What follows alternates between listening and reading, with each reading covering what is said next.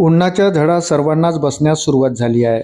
अशावेळी अनेक जणांची पावलं वॉटर पार्ककडे वळतात. मोठ्या प्रमाणात या काळात वॉटर पार्कमध्ये गर्दी पाहायला मिळते. पण याच वॉटर पार्कमध्ये एक छोटी चूक तुम्हाला आयुष्यभर जागेवर बसवू शकते. अशीच एक घटना समोर आली आहे. पुणे जिल्ह्यातील शिरूर तालुक्यातील प्रसिद्ध पर्यटन स्थळ असलेल्या मोराची चिंचोली येथे एक अत्यंत हृदयद्रावक घटना घडली आहे. येथील जय मल्हार कृषी पर्यटन केंद्रातील वॉटर पार्कमध्ये सुरक्षिततेचा अभाव आणि प्रशासनाच्या निष्काळजीपणामुळे एका महिलेला कायमस्वरूपी अपंगत्व आले आहे. स्लाइडवरून खाली पडल्याने या महिलेचे अर्धांग निकामी झाले आहे. या प्रकरणी शिरूर पोलिसांनी गुन्हा दाखल केला आहे.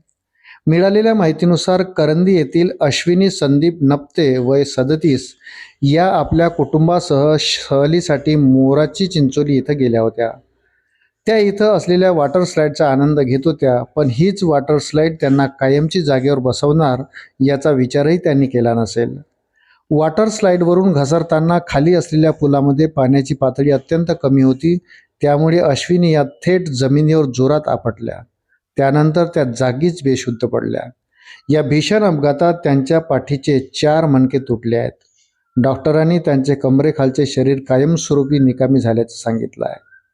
घटनेच्या वेळी पर्यटन केंद्रात कोणतीही प्राथमिक वैद्यकीय सुविधा किंवा रुग्णवाहिका उपलब्ध नव्हती. जखमी अश्विनी यांना त्यांच्या नातेवाईकांनी स्वतः खाजगी रुग्णवाहिका बोलावून रुग्णालयात दाखल केले. वॉटर पार्क प्रशासनाने सुरक्षेच्या नियमाचे उल्लंघन केल्याचे आणि पर्यटकाच्या जीवाशी खेळ केल्याचे यावरून स्पष्ट होते. आनंदाच्या सहलीचा शेवट मात्र भीषण झाला. थोड्या वेळाचा आनंद लुटण्यासाठी आलेले नप्ते कुटुंब या घटनेनं हादरून गेले. असं काहीतरी होईल याचा त्यांनीही स्वप्नात विचार केला नसेल. या प्रकरणी किरण नप्ते यांनी दिलेल्या फिर्यादीवरून शिरूर पोलीस ठाण्यात जय मल्हार कृषी पर्यटन केंद्राचे मालक आणि व्यवस्थापकाविरोधात गुन्हा दाखल करण्यात आला आहे. ऐन सुट्ट्याच्या काळात घडलेल्या या घटनेमुळे वॉटर पार्कमधील सुरक्षेचा प्रश्न पुन्हा एकदा ऐरणीवर आला आहे. पोलीस या प्रकरणाचा अधिक तपास करीत आहे. उन्हाळ्यात वॉटर पार्कमध्ये मोठ्या प्रमाणात गर्दी होते.